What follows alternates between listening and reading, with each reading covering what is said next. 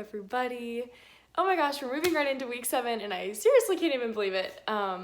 One thing that I wanted to touch a little bit more on in regards to the topics last week that I think is really important is the endocrine system.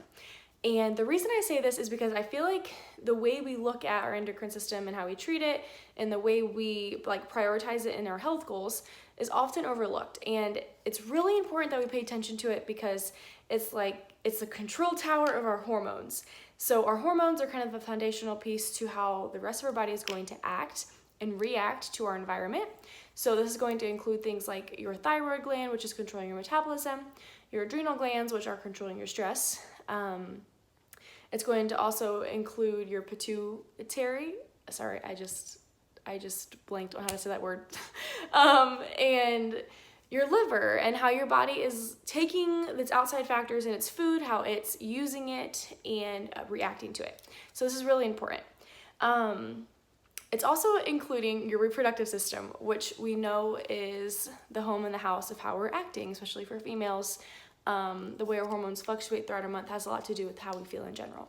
So let's talk a little bit about this and things that we can apply to our life to support the endocrine system, alongside how it works together to control things like how we're feeling and how we're reacting to our environment. So first and foremost, how is it reacting to your environment? That's going to be the number one key. So if you feel like you're stressed, if you feel like you are constantly not kind of in control of your emotions, this could be a flag to say that perhaps your thyroid might not be working correctly or your reproductive system. And that's not a blanket statement. That's just simply saying that those three specifically, your adrenal glands, your thyroid, and your reproductive system are kind of like on a tripod. Okay, they stand together, and if one's off, there's a pretty good odd that the other one isn't functioning how it should be. So again, adrenals, stress. Thyroid, metabolism, reproductive system for females, that is how you're going throughout your month with your cycle.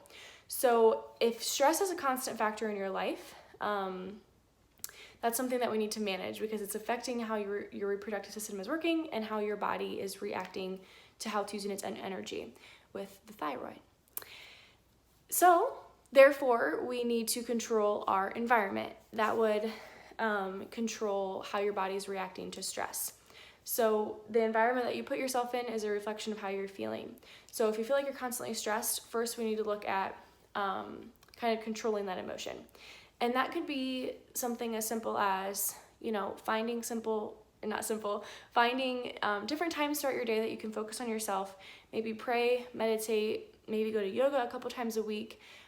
Exercise for some people can be that outlet, but that's something that we really need to focus on controlling because it's affecting other dimensions of our body that we don't even realize.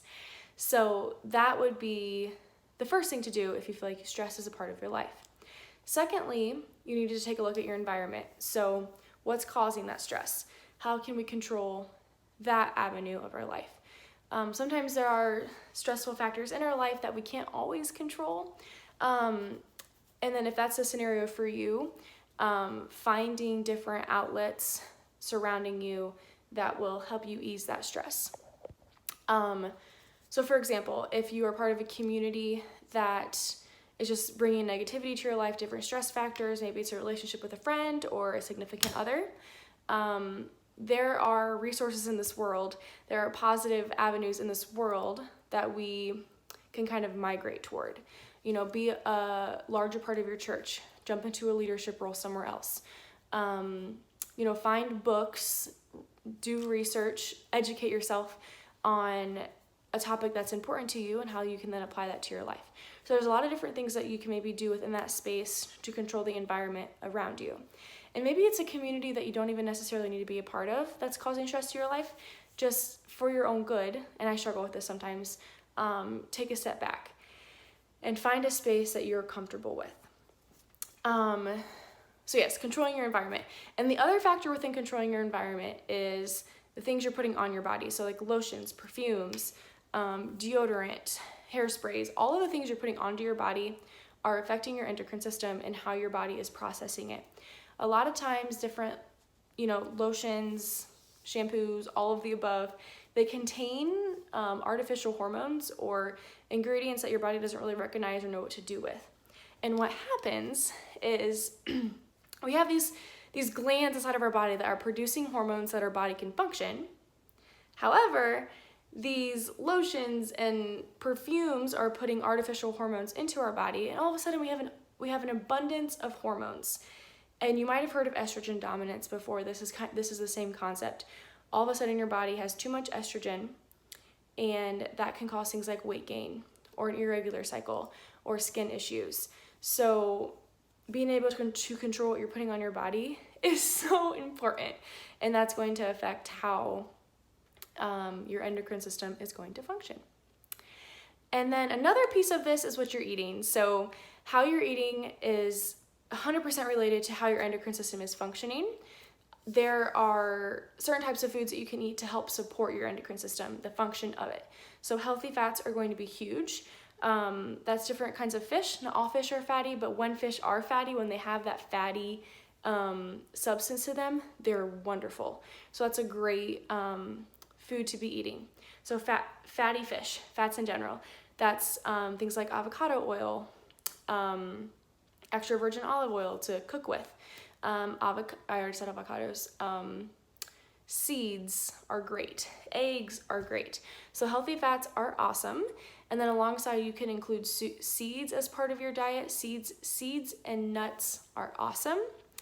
And then last but not least, leafy greens and any kind of vegetable are huge. And a theme throughout this whole academy has just been vegetables in general and how they truly can be the missing factor in our diets that just make everything what it needs to be. So make vegetables a priority. And I've talked before about the Juice Plus capsules that Kyle and I take to supplement that. Sometimes it's hard. It is really hard to get enough vegetables in every day. So that is kind of checking off that need to do every single day. And sometimes it's hard to invest. So it's $75 a month for fruit, veggie, berry for Juice Plus. Sometimes it feels hard to take that jump into, it feels like an investment, but it's the best investment you can make. It's going to affect how you're functioning every dimension of your life, between work, relationship, mood, everything. So it's creating that foundational belt for your endocrine system in this case. And then there was one more thing I wanted to say. I think that might be it. I think that's it. So I want to talk about your environmental factors, and then what to eat to kind of support your endocrine system. If you feel like your cycle isn't regular, if you feel like you have, major stress in your life, that's something that we need to be looking at.